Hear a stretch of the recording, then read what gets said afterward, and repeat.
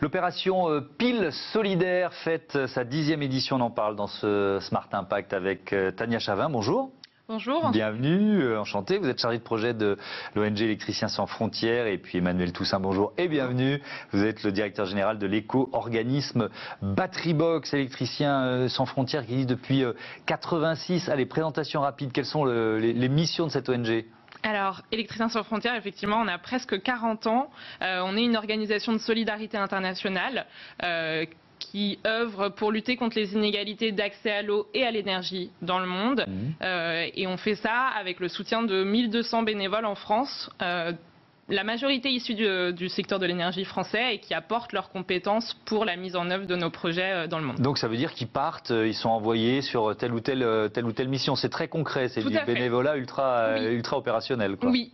Alors avant de partir, ils suivent toute l'instruction du projet sur 2 ans, oui. Mais souvent ils partent accompagner les entreprises locales dans les zones rurales où on intervient pour des travaux effectués. Et là, vous allez nous emmener au Togo. On va partir dans un village du Togo tout à l'heure. Emmanuel Toussaint, pourquoi vous avez lancé cette opération Pile Solidaire? Je crois que c'était il y a 10 ans avec Électriciens sans frontières. Alors en fait, on l'a lancé il y a 10 ans parce qu'on s'est rendu compte qu'il nous fallait aussi des vecteurs pour sensibiliser une plus grande partie de la population. Oui. Aux enjeux de recyclage, aux enjeux de recyclage. Nous, notre responsabilité, ce sont toutes les batteries.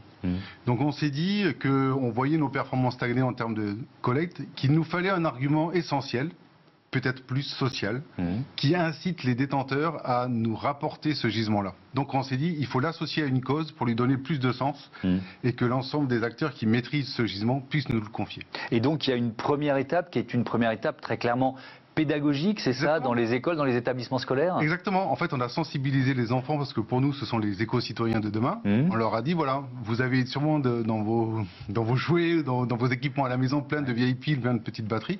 C'est l'occasion de les ramener pour que quelque part, vous vous rendiez compte qu'avec un simple geste, vous pouvez alimenter toute une chaîne de décisions qui va permettre d'électrifier une école au Togo ou au Bénin. Oui, effectivement. Au-delà des écoles, et puis on va venir à l'opération de cette année dans le détail, mais au-delà des écoles, vous disiez, la collecte, elle stagnait un petit peu. Oui. On en est où? La France progresse malgré tout? Alors, si on prend les 10 ans, puisque ça, restons dans ce temps. La France progresse, bien sûr. On en est aujourd'hui à peu près à une pile et batterie sur 2. Ce qui est pas mal, parce qu'on a un gros problème dans notre secteur d'activité, c'est que ça se cache bien. Vous en avez bien à la maison. Ah, je suis sûr que si après cet entretien, je vais fouiller mes tiroirs, je vais en trouver beaucoup. Voilà, donc si vous avez une chaise cassée à la maison, vous allez vous en séparer. Par contre, si vous avez une pile usagée, vous n'allez pas forcément vous en séparer. Elle va rouler au fond d'un tiroir ou rester dans un jouet. Donc l'idée, c'est justement de se dire comment on peut faire pour aller plus loin dans la performance. Alors on va détailler ensemble ce que vous faites au Togo.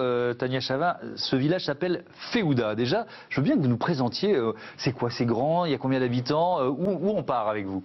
On part dans un village assez typique de nos interventions. Donc là, c'est la région de Kara, au Togo. Donc le Togo, on a un faible indice de développement humain, malgré des fortes politiques structurelles. Et dans les zones rurales, forcément, moins de développement des infrastructures. Et donc le village de Fewuda, on est à quelques centaines de kilomètres de la capitale, de Lomé. Et on est sur un village de 1200 habitants. Donc on est vraiment sur un petit village où il y a toutefois un dispensaire qui accueille les villages environnants, donc 5000 habitants qui vont dans ce centre de santé, notamment les femmes pour accoucher.